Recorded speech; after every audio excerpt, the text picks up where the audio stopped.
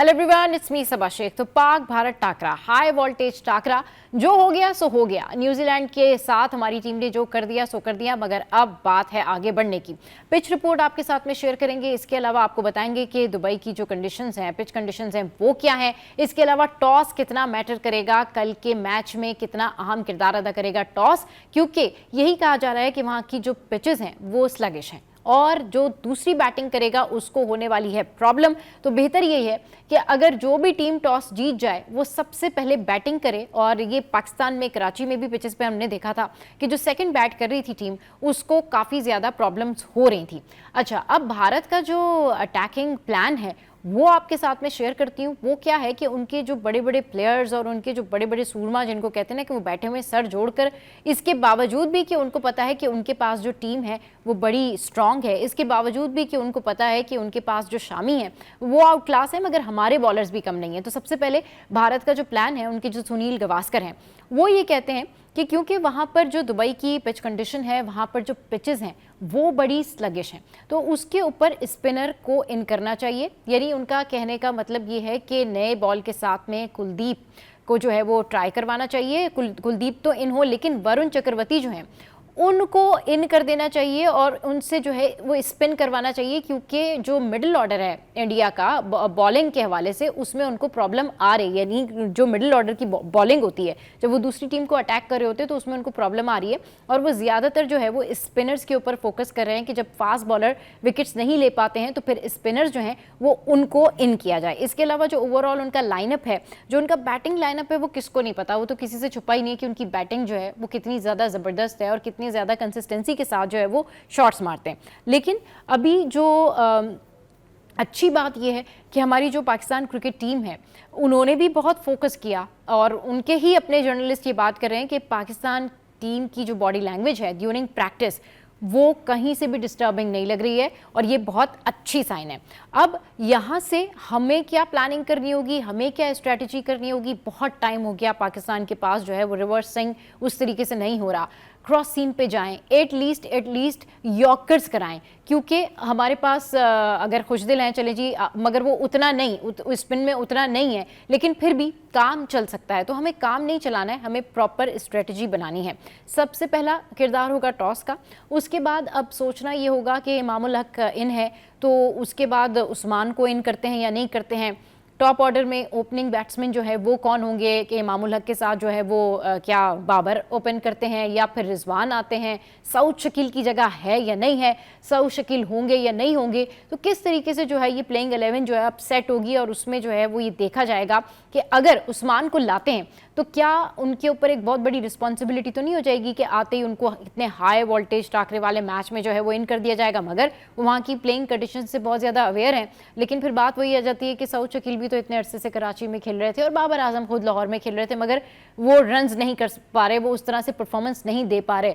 अच्छा जी, तो अब देखना ये है कि हमारी जो प्लानिंग है वो किस तरीके से काम कर सकती है, क्योंकि इंडियंस तो ये सोच कर बैठे हैं कि शायद वो पाकिस्तान पे आते ही धावा बोल देंगे और पाकिस्तानी जो है वो अंडर प्रेशर चले जाएंगे। मगर कहीं ना कहीं वो इस वक्त सिर्फ पाकिस्तान की जो बॉडी लैंग्वेज है उसी से बहुत ज़्यादा खौफज़दा है। उनको तो यही टेंशन हो रही है कि पाकिस्तान ने जो प्रैक्टिस सेशन किए हैं उसमें उन्होंने रिवर्स बैटिंग किया, यानी कि शाहीन ने बैटिंग की, फिर उसके बाद जो है वो हारिस रऊफ़ ने बैटिंग, नसीम शाह ने बैटिंग की, फिर हारिस रऊफ़ ने बैटिंग की। और प्रैक्टिस सेशन में जो शाहीन शाह अफरीदी ने लंबे लंबे छक्के मारे ना, मेरे ख्याल में वही देखकर उनके जितने भी जर्नलिस्ट हैं या इंडियन मीडिया इस हवाले से बड़ी बात कर रहा है कि जी शाहीन शाह अफरीदी ने इतने लंबे लंबे छक्के मारे हैं। But in the end tail ender तो टेल एंडर्स ही होते हैं ना, उनका काम तो बेसिकली बॉलिंग कराना है। तो बॉलर्स को एक अच्छा ग्राउंड फराहम करके देना बैट्समैन का काम होता है।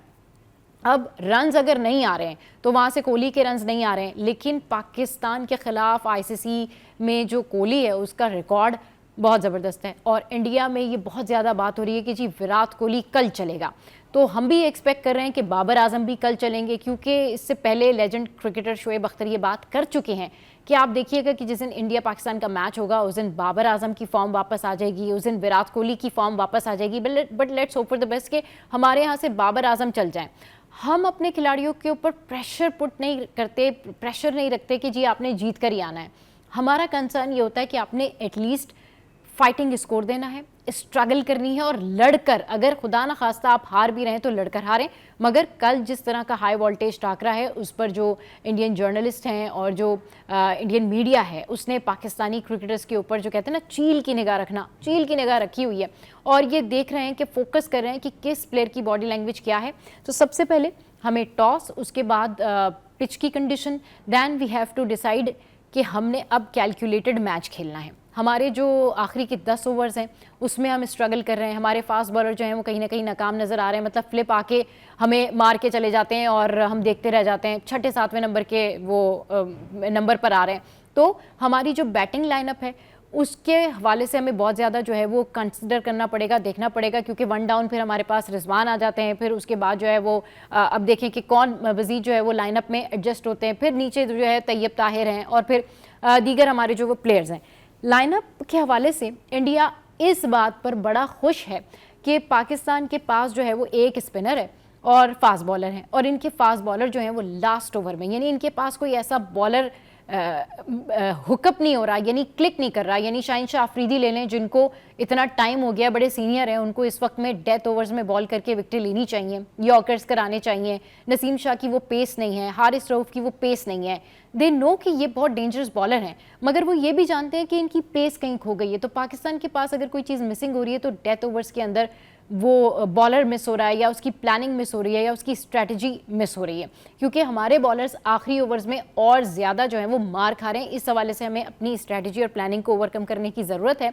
एनी हाउ, रिजवान ने एक अच्छा प्लान तो बनाया ही होगा कि अब क्या करना है और क्या नहीं करना, लेकिन अगर पाकिस्तान प्रेशर में नहीं आता है तो ये डू और डाई सिचुएशन है पाकिस्तान के लिए, क्योंकि हम फिर वहीं पर आ गए हैं कि फ़लानी टीम से हार जाए, फ़लानी टीम के साथ में जीत जाए, तो फिर इस तरीके की सिचुएशन होगी। लेकिन अगर हम कल का मैच जीत जाते हैं और अच्छे मार्जिन से जीत जाते हैं तो ये पाकिस्तान के लिए एक एज होगा। लेकिन सबसे ज़्यादा एडवांटेज लोग यही कह रहे हैं कि इंडियन क्रिकेट टीम बड़ी मजबूत है, उनका बैटिंग ऑर्डर बड़ा मजबूत है, मगर हम भी तो अनप्रिडिक्टेबल टीम हैं, हम भी तो बहुत कुछ ऐसा कर सकते हैं जो कि दूसरी टीम को हैरान कर देता है। तो कल हमने ज़्यादा कुछ नहीं करना, कल हमने अपनी क्रिकेट पे फोकस करना है बिना प्रेशर लिए, क्योंकि इट्स ऑल अबाउट नर्व्स। जब इंडिया और पाकिस्तान का मैच हो रहा होता है ना, तो सारी स्किल्स एक साइड पर हो जाती हैं दोनों तरफ से ही। आप देखते हैं कि कई मैचेस में इंडियन क्रिकेटर भी बड़ी बड़ी गलती करते हैं और बंदा ये सोचता है कि ये तो बड़े सीनियर थे, ये तो मतलब बैटिंग इन पे ख़त्म थी, फिर क्या हुआ। सो कल हमारे क्रिकेटर्स को हमने सपोर्ट भी करना है और अपने अपने नर्व्स के ऊपर हम लोगों ने भी कंट्रोल करना है, और हमारे जो क्रिकेटर्स हैं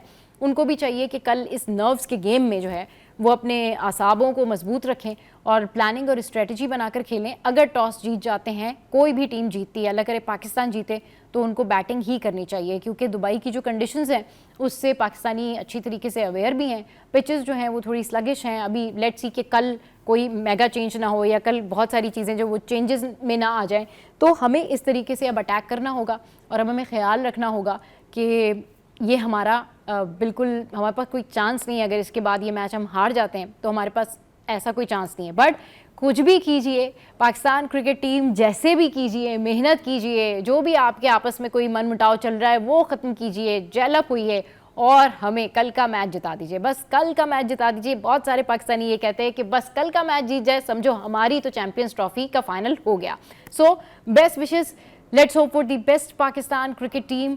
लड़िए, मैदान में उतरिए ट्रू इंटेंशन के साथ, जिस तरीके से सलमान खेले पिछले मैच में अच्छे इंटेंट के साथ, जिस तरह से खुशदिल खेले, निडर होके, बिना डरे। अब ये होता है कि जब ये लोग शॉट्स मारते हैं तो शॉट की सिलेक्शन भी अच्छी करनी है। आपने डरना नहीं है, लेकिन आपने अकल को भी साथ में रखना है, क्योंकि हम कह तो देते हैं कि लड़ो, खेलो, मारो, लेकिन देख के मारो, देख के खेलो और अच्छे इंटेंट के साथ खेलो। और पाकिस्तानी कौम आपसे प्यार करती है, हम आपके साथ हैं, लेकिन कल आपने बहुत सारी कैलकुलेशंस का ख्याल रखना है। सिंगल और डबल्स में भी बहुत ज़्यादा गैप आया, बहुत ज़्यादा डॉट बॉल्स के ऊपर भी नहीं जाना है, क्योंकि पिछले वाला मैच वाला हाल हो जाएगा। दे वर थिंकिंग कि डॉट बॉल्स खेल के आखिर में छक्के चौके लगा के तो स्कोर कवर किया जा सकता है, मगर फिर उसके लिए हमें अच्छा मैच फिनिशर चाहिए। तो रन रेट को अगर आगे बढ़ाना है, जिस तरह से सारे लेजेंड्स कहते हैं कि अगर आपने रन रेट आगे बढ़ाना है तो आपने अपने जो सिंगल और डबल हैं उनको भी मेंटेन करना है। फिर ये ना करें कि आप जो है वो छक्के और चौके के लिए डॉट बॉल्स खेलें और सिंगल और डबल भी ना लें। प्रेशर आपने लेना नहीं है ऑब्वियसली। और दूसरा ये कि उनका जो अटैकिंग स्टाइल है वो आपको बहुत अच्छे तरीके से जानते हैं, आपको रीड कर चुके हैं, तो आपको भी पता है कि उनकी क्या क्या कमज़ोरियाँ हैं। आपको भी पता है कि कोहली किस शॉट पर आउट हो जाते हैं और आपको भी पता है कि रोहित शर्मा को किस तरीके से आपने डिस्टर्ब करना है और केएल राहुल जो है कहाँ शॉट मारते हैं और वो गलत शॉट हो जाती है। तो बैट्समैन को डिस्टर्ब करना, उसको समझ के इरिटेट करना कि वो कौन सी बॉल कहाँ कराएगा और फ़ौरन अपनी line length bowling style change कर लेना, यही पाकिस्तान की खासियत है। Wish you good luck. कल के मैच में इंशाल्लाह ताला पाकिस्तान जीतेगा और अगर अगर अगर हम लड़कर भी हारते हैं तो भी हमें अपने क्रिकेटर्स के ऊपर जो है वो फख्र होगा। लेकिन कल का मैच वाकई हाई वोल्टेज टाकरा है। Best wishes Pakistan.